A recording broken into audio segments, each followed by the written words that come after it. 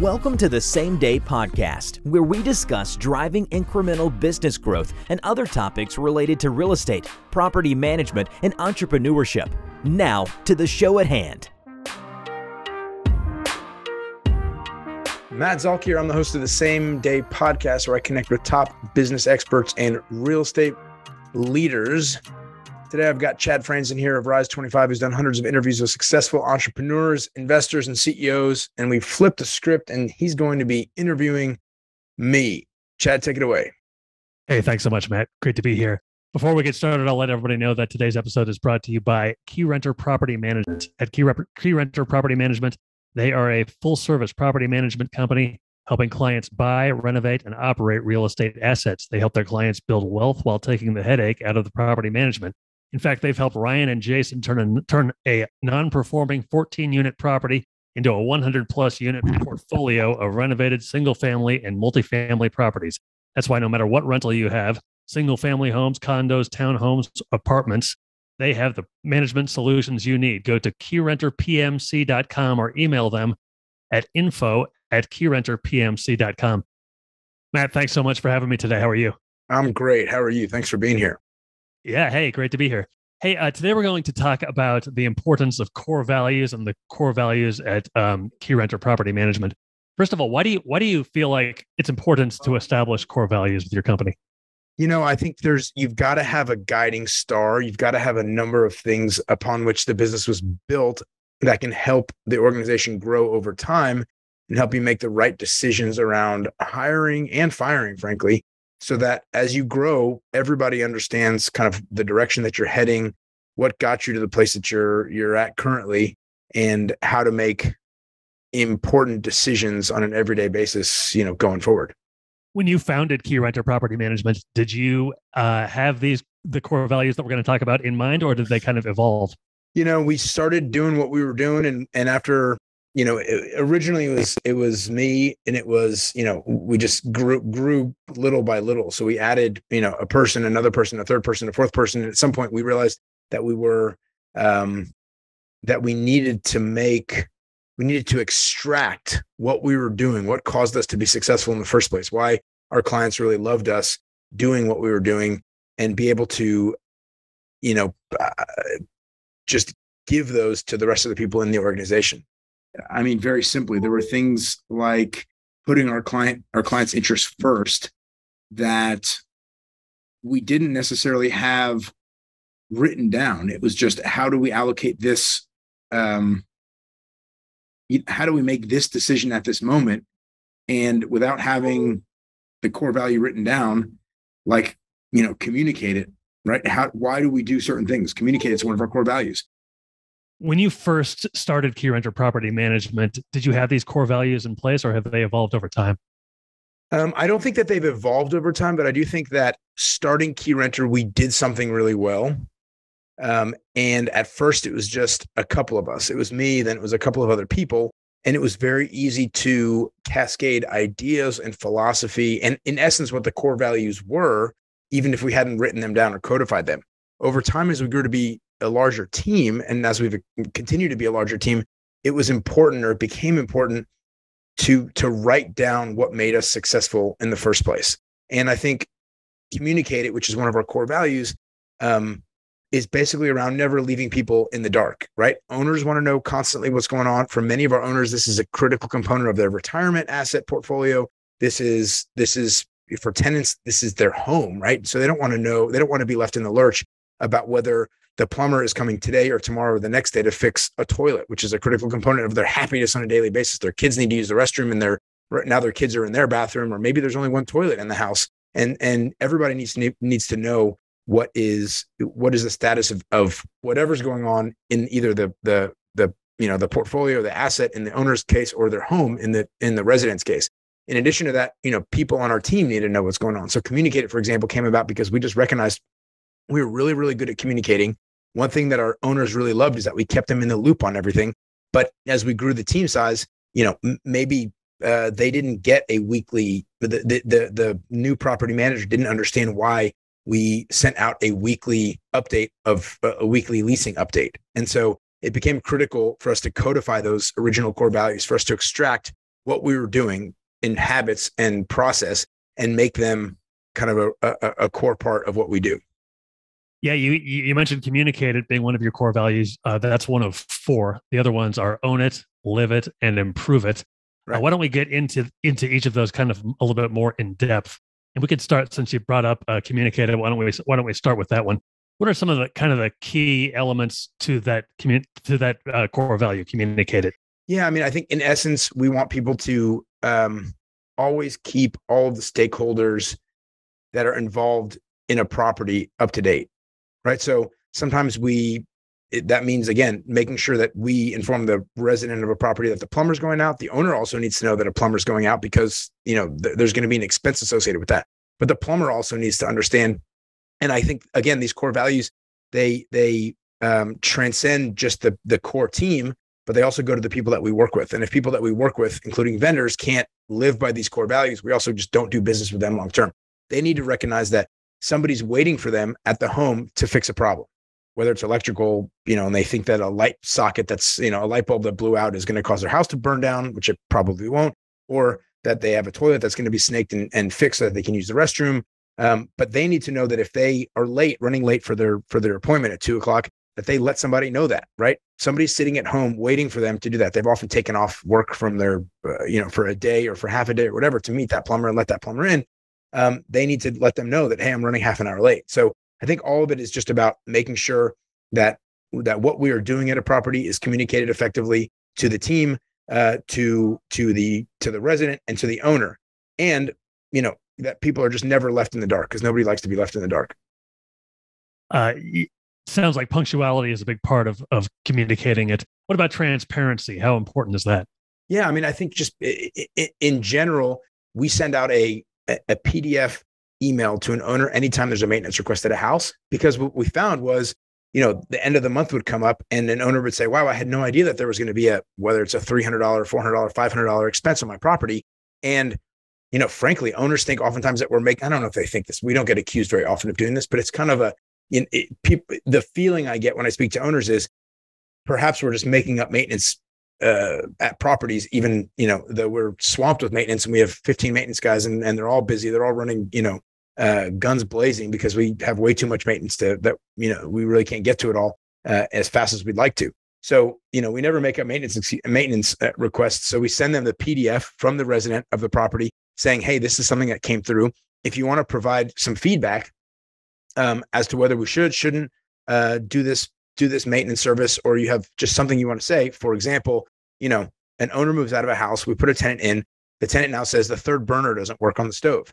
Well, the owner really has the right to say, look, that third burner never worked when I lived there. I don't really care that it doesn't work. And frankly, I'm not going to fix it. And we want to know that before we fix it, because we can also go to the resident and say, you know what, you took the property as is, you signed a lease that says it's in as is condition. We'd love to make this work, but the owner doesn't want to do this at this time. It might be 6 months and she's willing to reconsider.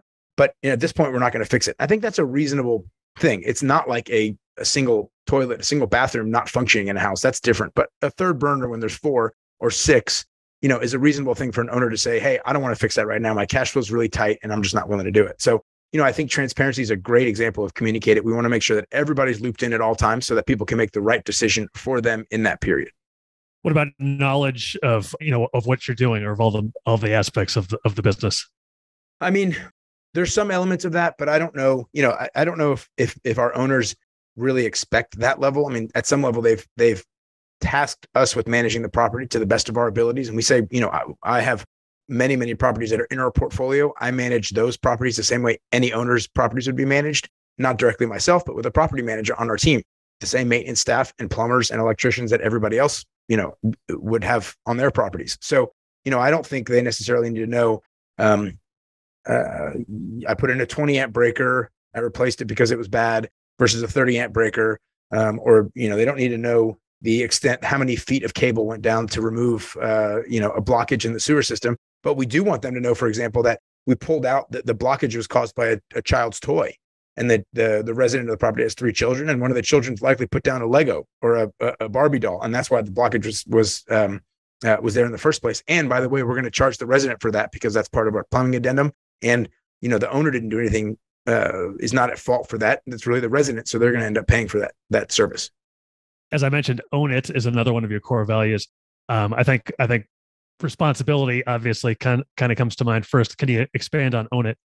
Yeah, I mean, we want our core team, our property managers, to think like owners when they're making a decision. I think that Barbie doll example is a really good one, in that if they owned a property and they knew that the tenant was directly responsible by putting non-flushable items down the sewer line, or they're putting their children stuffed a Barbie by accident, they would naturally say the tenant needs to pay for that blockage and that removal of that blockage. So I want the owners to know that our property management team, not only do many of them own rental properties and own their own properties, we're also working on a plan so that they can take part of a Keyrenter, kind of generally like a REIT internally in essence, but they own a part of a portfolio of properties. So they feel that pain, right? I mean, when they go and tell an owner, your HVAC system is out, we need to replace it. And we have to make a decision between putting in more R22, which is a scarce commodity that costs a lot, or a new, 410A, which is a different type of gas.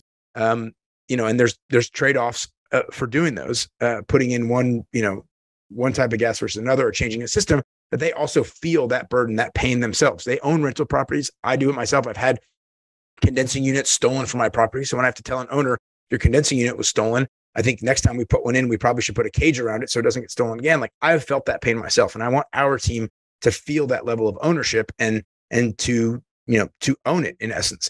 The other thing is we want them to kind of make the decision that a tenant would also want, right? I mean, how would you feel if you were a resident of a property and you had one toilet and that toilet was blocked? You would want to know that the person working on your behalf, of course, we are agents for our owners, and the tenant is our customer, but we want our customers to be happy, because that allows them, or that encourages them to renew their lease, and it makes more money for our clients, or the owners of the properties. But we want them to know, the residents of the properties, to know that we're working as hard as we can to get a plumber out immediately. We want our property managers and the rest of our team, including our maintenance team, to think about it, what they would want if they're a resident of the property. Would they want a maintenance technician tracking in mud on their house and into their house on their carpets? No.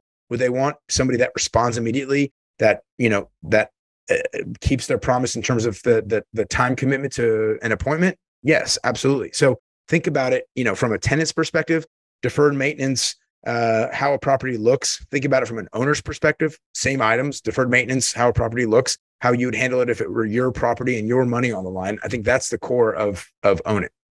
As part of Own It, also, you would like your property managers to have a couple of orientations. You like them to be solution-oriented and action-oriented. Can you tell me a little bit more about those? Yeah, I mean, we say a stitch in time saves nine. That's obviously a common expression. But I think what I want is a property manager that recognizes that a house that's flooding at midnight on Tuesday is still their responsibility. If there's a burst pipe, what we can do in an hour, Tuesday night at midnight, is far cheaper and better for an owner than letting that problem persist over a 12-hour period. So what I say to our property managers is, we don't control all of your time. We control a portion of your time. I don't care whether you work from 6 p.m. to midnight. If you get all of your emails out and your owners are happy and your residents are happy, but if you can work that critical, piece for 20 minutes or 30 minutes at midnight on a Tuesday, come into the office at noon on Wednesday, right? I mean, everyone needs to sleep. Everyone needs to handle the private stuff happening in their lives with their families and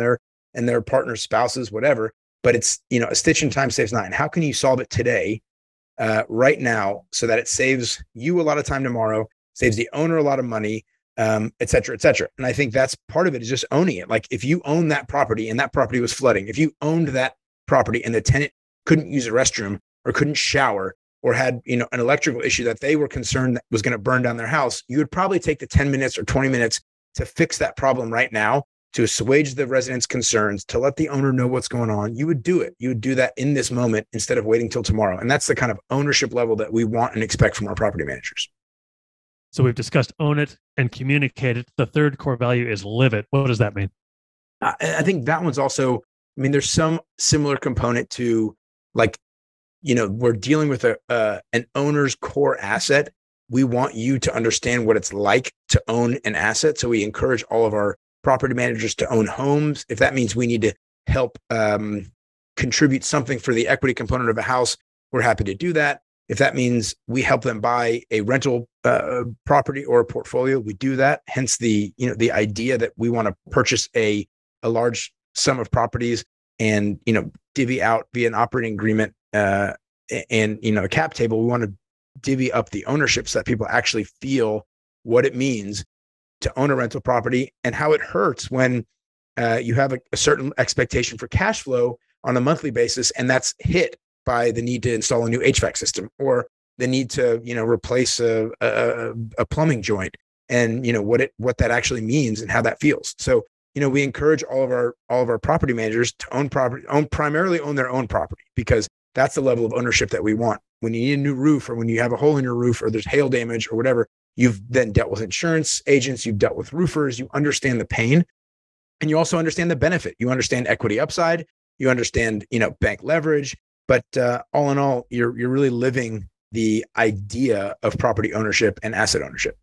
You talked about some tricky situations that you could find yourself in when you're in that role. How important is it to have a positive outlook? Oh man, I mean, in our industry, realistically, you can do everything perfectly for 5 years, and then you mess up one thing and an owner hates you and fires you. The tenant's never going to be happy when they say, I'm leaving my lease 6 months early and you're hitting me with a lease break violation fee. They don't understand that, in principle, we sign a lease because an owner should feel confident that a resident's going to be there for a year, and a tenant should feel confident that we're not going to go and raise rents in the middle of their lease, right? I mean, for a fixed period. So we're in an industry where you're kind of bombarded by negativity on all sides. It's also an industry that's high pressure, right? You're dealing with an owner's core asset or assets, and that is a meaningful part often of their wealth. And so anything that we do wrong is looked at under a magnifying glass. And again, residents don't understand if it's summer and it's 110 degrees like it was during the summer of 2022, and their AC goes out, and it's maybe partly their fault. Maybe they didn't change the filter as often as they should, or maybe they were getting a little bit warm, so they cranked their AC down to 62 degrees, which froze up their system. There's probably a little bit of fault on all sides, but they don't understand that an HVAC technician, even our best that are fully dedicated to Keyrenter, might be a day or 2 or 3 out. And that's 3 days better or a week better than anybody else if you just call them off of Yelp or Facebook or Google, but still, it's going to be a couple of days. And we can do some stuff. We can get you a window unit, but your house is not going to cool the way it should. So, everyone needs to have a little bit of grace during the peak periods. But in essence, everyone is bombarding you with tasks, with negative commentary, and other things that frustrate you and ping pong around in your head. And I think a positive mental attitude in general is a really, really good thing to have and makes for strong property managers. So when you have that positive outlook and you've got people kind of trying to ping you or get in touch with you, how important is it to be pretty responsive in the moment? Oh my God. I mean, I always say, look, if you just answer a phone call now, it will save you so much headache going forward. And if you just think about it, what happens is a resident puts in a work order for no cooling at their house, and it's 110 degrees outside. Their house is now at 78, 80, 82 and escalating. They want to know that something's being done about it right now, right? That's the communicated core value. If they don't, this is what happens. You're on the phone and you don't have the time to say, excuse me, Mr. Owner, Mrs. Owner, I've got to take this one call. Give me 10 seconds and click over to the other line and say, hey, I'm on this. This is what's happening. This is the plan of action. Give me an hour and I'll come back to you. And then of course you actually have to come back to them and communicate the next steps. But what happens is they don't get a phone call. They leave you a nasty message. They go to your supervisor. They then take up that person's time. That person has to either click off a call or, go back and answer. In the meantime, they've got all these ideas about what's happening, what's not happening, how things are escalating. It's getting hotter. Their kids are going to come home from school. Everyone's going to be upset. And then they go on, they submit another work order or 2 work orders more saying, I haven't heard anything. It's been an hour. Things just devolve right into chaos and into just like additional levels of communication that aren't necessary if you just communicate on the front end. So I think, just picking up the phone and telling somebody what's going on saves you so much time in essence, because it goes from that property manager to that property manager's manager to the manager's manager. Now 6 people are on it, all communicating internally going, hey, did you get to this person's call? And that ultimately the property manager gets bombarded with 3 different levels of communication from inside our organization, because none of us know that, that person's on it. He or she is on the task. They're on the case. Now it takes up everybody else's time and mental energy and efforts to solve this problem. So we've got own it, live it, and communicate it. The final core value is improve it. Can you tell me a little bit about that? Yeah. I mean, I say in this organization, there are no sacred cows. There's nothing that we do that is the truth with a capital T. It doesn't matter whether I, as the owner, am doing something wrong, anybody else is doing something wrong. We should call it for what it is, and we should seek to improve it. It's our systems, it's our logic, it's our process. Everything that we do can be improved, and we don't do it right all the time. So how can we make a simple system better? And one example is, we don't necessarily communicate for example, lease renewals to an owner by picking up the phone and talking to them. We instead send an email. It's a template that we use. We say, this is what the rent is. This is what we would like it to be. Are you okay with that? Yes, no, let's schedule a call to discuss. And there's a little feedback template. So they say, well, pushing it from 1350 to 1450 is a little bit high. Why don't we push it? They can leave a comment that says, why don't we push it to 1425? Perfect. That's a great example. But the owner's in the know, and ultimately the resident will be in the know when we send them the communication that says your rent is being bumped to 1425. So that came about because, we wanted to make sure that owners wanted us to renew the leases, right? Sometimes owners are moving back into the property. And if we don't tell them, hey, we're renewing this property 90 days in advance, they don't have the opportunity to say, by the way, I'm moving back into this property. Please don't renew it. And, as much as we like to think we're the center of the universe, we're not. And owners forget about us. The check comes in every month into their bank account, and they don't think about us until it's too late. So we want to give them the opportunity to make sure, to give us their feedback. But that was a process improvement. Instead of us picking up the phone and then we don't get anybody, we leave a message, the message isn't heard, we text, the text isn't responded to, or it's just a bad time to communicate, whatever it is. We wanted to put it in their inbox and say, in the next 14 days, I'm planning on renewing this resident, or I'm planning on submitting to them the offer for renewal. If I don't hear back from you, cool, no problem. I'll assume that you're, off in Hawaii on vacation where you should be. And I'm going to take the initiative to actually renew this lease the way I would do it if it were my property at this stated rate. If you do have a comment, please do let us know, and we're happy to adjust our plan accordingly. You mentioned earlier that you like your property managers to think both like owners and like tenants. I'm guessing that helps improve things quite a bit. Yeah, in general, I mean, I think so many of our processes, so many of our philosophies have come from the idea that we can constantly be improving what we're doing. In essence, if our vision and our mission is aligned around taking the headache out of real estate ownership, then all of these core values can be, looked at as supporting that mission. So if an owner doesn't respond to us about raising the rent, or an owner doesn't respond to us about, paying a property tax bill or something, we're going to do it because we figure that, our job is to manage the property. Part of that is to pay the property tax if that's something that an owner wants. If the bill comes to us, we're going to pay it because, and we don't want a late fee levied by the county on that property. We want to just run the property like we would do it if it were ours. So much of what we've done in terms of our process and just philosophy is around improving it. And that's, key systems, for example. Many times you walk into a property management company and you say, hey, I'm taking over this 10-unit property, and they hand you a bag of keys on one ring. It's just disheveled. There's no organization. The full addresses might be on that ticket, on that tag of the key, which of course is a security liability. In the event that you lose those keys, somebody has the exact address, street address, and numerals for getting into a property. It says number 1, 2, 3, 4, 5, and that's dangerous. But oftentimes you go in and you say, I need the keys for these 10 units, and it takes somebody an hour to pick them out because they don't have a system. We just found that was happening to us as we grew. We took a Saturday afternoon and we figured out a great system that we can identify any key in our portfolio within 60 seconds, partly using the computer, partly using our lockboxes, and, putting them together yields the result that we want. That was a very simply put, an improve it moment. Sure. Sounds like it. Hey, how involved are your core values in your hiring process? Yeah. So we hire and fire based on our core values. We do, part of the interview process is really about is behavioral interviews based on our core values, even though the person that we're interviewing might not understand that they're based on core values. I want to hear about a time that you were at an organization and you saw something that just did not make any sense. And you said to your boss, your colleague, whatever, I have a better way of doing this, and I want to improve the system. So we hire based on that stuff.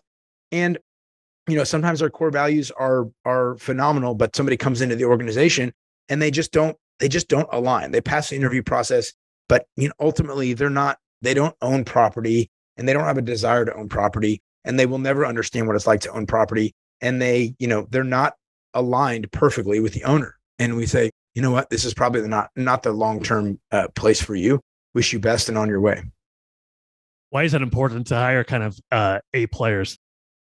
Just, again, kind of with that phone call situation, A players need fewer hours of their manager's time solving problems. They know they have a get it done attitude. They're problem solvers naturally in our business anyways. And it just, things flow smoother when you hire the right people that just know how to communicate it, know how to put themselves in the owner's shoes, know how to put themselves in the tenant's shoes. And fundamentally, everything in the organization just flows much better. So I read Reed Hastings' book, The No Rules Rules, and it really changed my perspective on hiring A players. And he talks about it in terms of coders. And coders, he says, one coder that's in the top decile of all coders is worth 10 or 15 or 20 times what a middle tier, a median player is worth. I don't think in our industry it's as complicated. He says it's as significant a multiple, I should say. But he says, a top quality coder runs into a wall, knows how to back up, manipulate, and navigate around that wall with logic and code and just raw brain power.